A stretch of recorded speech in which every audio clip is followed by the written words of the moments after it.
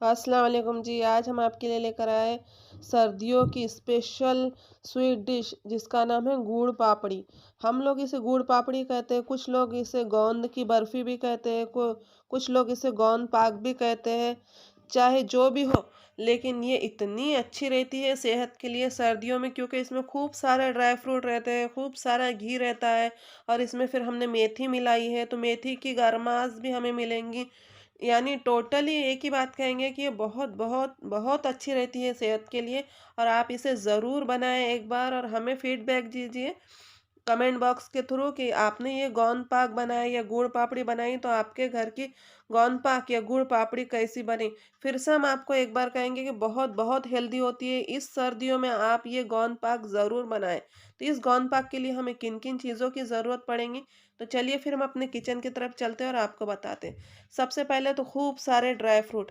और एक बात, आपको वीडियो पसंद आए तो आप हमारा चैनल सब्सक्राइब कीजिए और लाइक कीजिए। तो चलिए फिर अपने ड्राई फ्रूट की तरफ कि हमें किन किन चीज़ों की ज़रूरत पड़ेगी। तो ड्राई फ्रूट का तो ऐसा है, हमें जो पसंद है हम आप अपने हिसाब से ले सकते हैं, लेकिन फिर भी हम आपको बताएंगे कि हमने यहाँ पर 250 ग्राम कोकोनट लिया है, 200 ग्राम बादाम लिया है और 100 ग्राम इसमें हमने जो खजूर होती है ना, सूखी खजूर, वो लिए है। 100 ग्राम इसमें अखरोट लिए है। 2 टेबल स्पून इसमें हमने जो है मेथी लिए है और इसमें थोड़ी सी हमने 1 टेबल स्पून जितनी किशमिश ली है और दो 750 ग्राम इसमें हमने गुड़ लिया है। गुड़ हमने यहाँ पर जो गावरानी गुड़ होता है ना, वो इस्तेमाल किया। आपको जो भी पसंद हो आप इस्तेमाल कर सकते हो। इसके अलावा भी आपको जो भी ड्राई फ्रूट पसंद हो आप इसमें इस्तेमाल कर सकते हैं। हमारे पास में अभी जो अवेलेबल है हम इस्तेमाल करेंगे।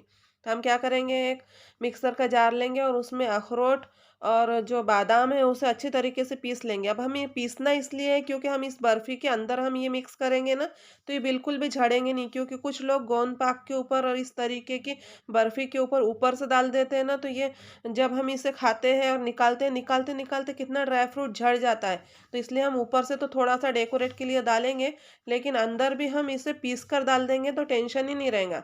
अब हम क्या करेंगे, जो कोकोनट है हमने उसे इस तरीके से बारीक-बारीक पीसेस में टुकड़ों में काट लिया और जो सूखी खजूर है, वो भी हम इसी तरीके से काट लेंगे और फिर से हम इसे मिक्सर के जार में डालेंगे और इसे भी हम एकदम बारीक पीस लेंगे। ना ही हमें इसे कूटना है, ना इसे हमें जो ग्रेटर होता है उसे ग्रेट करना है, डायरेक्ट हमें पीस लेना है। तो पीसा हुआ एक तो बारीक होता है, ना बच्चों के मुँह में आता है, ना हमारे मुँह में आता है और बच्चे भी इसे शौक से खा लेते हैं। कुछ चीज़ें ऐसी होती हैं जो बच्चों को पसंद नहीं होती, तो बच्चे इस बर्फ़ी में से निकाल के फेंक देते हैं, तो ये बच्चों को पता ही नहीं चलेगा कि हमने कौन-सी चीज़ें डाली है इसमें और कौन-सी नहीं डाली। बहुत ही आसानी से और अच्छे से बच्चे ये बर्फ़ी के साथ में ये सारी चीज़ें खा लेंगे, ताकि बच्चों को भी सेहत मिले और टेस्ट मिले। और फिर हम क्या करेंगे, एक छोटा-सा मिक्सर का जार लेंगे और उसमें 2 टेबलस्पून जो हमने मेथी निकाल के रखी है ना, वो लेंगे और उसे इस तरीके से बारीक पीस लेंगे। अब जो जितना भी बारीक हो सका हमें उतना पीसना है, क्योंकि ये मेथी कम है ना, तो एकदम बारीक नहीं पीसे जाती। लेकिन अगर आपके पास के मिक्सी में एकदम बारीक होता है तो हम बारीक पीसेंगे। अब हम क्या करेंगे, इस बर्फ़ी की जान यानी गोंद लेंगे। गोंद हम इस तरीके का गोंद लेंगे। हमने यहाँ पर 200 ग्राम गोंद लिया है और इसे भी हम मिक्सर में बारीक पीस लेंगे। बारीक पीसने की वजह ये है कि हम इस तरीके से मोटा-मोटा गोंद को अगर हम तलेंगे यानी फ्राई करेंगे तो ये अंदर से कच्चा रह जाएगा और ऊपर से फ्राई हो जाएगा, तो वो बिल्कुल भी मज़ा नहीं आएगा। बच्चे भी नहीं खाएँगे और घर में बड़े भी नहीं खाएँगे, क्योंकि ये जो गोंद होता है ये थोड़ा चिकट-चिकट हो जाता है अगर मुँह में डालने के बाद में अगर ये कच्चा रहा तो। हमें इस तरीके से एकदम फाइन पेस्ट गोंद का बनाना है। यानी दरदरा सा, जैसे चीनी नहीं होती, शक्कर नहीं होती, उसी तरीके से हमें इस गोंद को पीसना है। अब हमने यहाँ पर जो 750 ग्राम गुड़ लिया था ना, हमें उसे इस तरीके से चॉप करना है। हमने सारी तैयारी पहले कर ली है। हमने यहाँ पे जो ड्राई फ्रूट है वो भी पीस लिए हैं और जो किशमिश है वो पीसे नहीं जाती, वो एकदम मतलब अजीब-सी हो जाती है पीसने के बाद, हम उसे नहीं पीसेंगे। और यहाँ पर हम लगभग आधा कप मिल्क लेंगे, वो किस लिए लेंगे हम आपको आगे बताएँगे, लेकिन हमने यहाँ पर सारी तैयारी कर ली। अब हम क्या करेंगे, इस तरीके से ट्रे लेंगे और ट्रे को ग्रीस करके रख लेंगे। हमने तो यहाँ पर 2 ट्रे लिए हैं, लेकिन इसमें बहुत सारी गोंद पाक बन गई थी, तो इसलिए हमने ना एक बड़ा परात आती है तो वो ली और एक ट्रे ली और इसे ग्रीस करके रख देंगे। अब हम क्या करेंगे, सारी तैयारी तो हमारी लगभग हो चुकी है। अब हम सबसे पहले हमें यही तैयारी करना है, जो भी पीसना है, जिसको काटना है, वो सारी तैयारी करके रखना है, क्योंकि इसमें जो आटा होता है वो बहुत जल्दी ब्राउन हो जाता है। तो हम क्या करेंगे, गैस ऑन करेंगे, गैस पर 750 ग्राम देसी देसी घी लेंगे।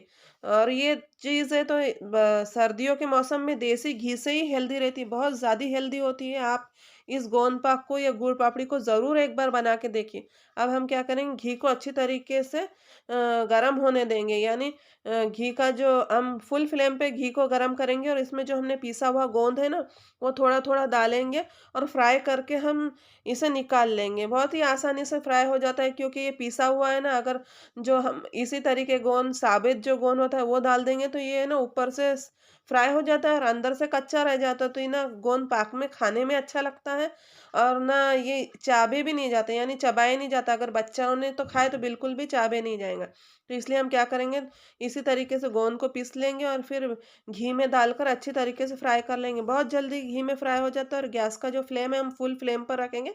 देखिए गाइस कितने अच्छे तरीके से ये गोंद फूल जाता है।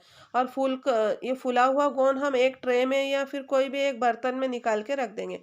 अब देखिए गाइस हमने जितना भी गोंद था ये हमने फ्राई कर लिया और ये अपने साइज से टिबल से चौबल हो जाता है, यानी 4 गुना ये गोंद फूल जाता है। अब हम क्या करेंगे, जो गैस पर हमने घी रखा है गोंद निकाला हुआ, तो उसमें हम गेहूं का आटा डालेंगे। यहाँ पर गेहूं का आटा ही डालना ज़रूरी है, इसके अलावा हम मैदा या सूजी कोई चीज़ नहीं इस्तेमाल कर सकते, गेहूं का आटा ही लगेगा।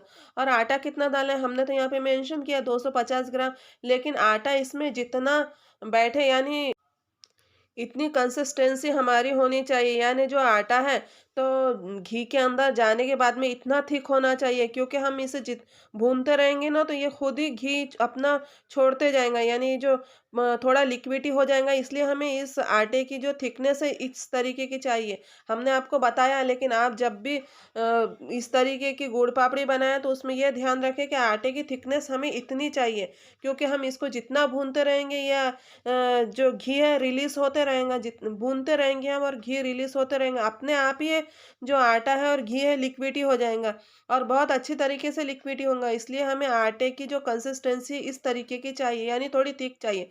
तो देखिएगा इसे घी में है ना आटा अच्छी तरीके से हमें भूनना है, हमें इतना भूनना है कि ये एकदम ब्राउन हो जाए, यानी हमें गोल्डन नहीं रखना है, क्योंकि ये आटा अगर हम थोड़ा सा भी गोल्डन रखेंगे ना तो इसमें कच्ची स्मेल आएंगी। इसलिए हमें इसे अच्छी तरीके से ब्राउन होने तक के भूनना है और भूनने के लिए हमें अच्छे से 20 से 25 मिनट लगेंगे, क्योंकि हमने ना फुल फ्लेम पर इसे भुना है ना स्लो फ्लेम पर भुना है, हमने इसे मीडियम फ्लेम पर भुना है और हमें खड़े रहकर ही भुनना है, बिल्कुल भी हमें इसके पास से हटना नहीं है। देखिएगा इस जो गेहूं का आटा है वो इस तरीके का चाहिए, यानी इस कलर का चाहिए। और अगर हम फुल फ्लेम पर भूनेंगे ना तो इसका जो कलर है बिल्कुल ही चेंज हो जाएगा, इसलिए हमें मीडियम फ्लेम पर वहीं पर खड़े रह के इस आटे को भूनना है। अब जो आटा है अच्छी तरीके से भून चुका है और आटे की एक पहचान ये भी है कि बहुत अच्छी सी खुशबू आती है। जब आटा भुने जाता है ना तो बहुत अच्छी तरीके की इसमें खुशबू आती है। अब यहाँ पर आटा तो भुन चुका है, अब इसमें हम क्या करेंगे, गुड़ डालेंगे और गुड़ डालने के बाद में इसे अच्छी तरीके से मिक्स करेंगे। हमें इतनी देर तक इसमें मिक्स करना है कि जितना इसमें गुड़ है ना वो सारा मेल्ट हो जाए।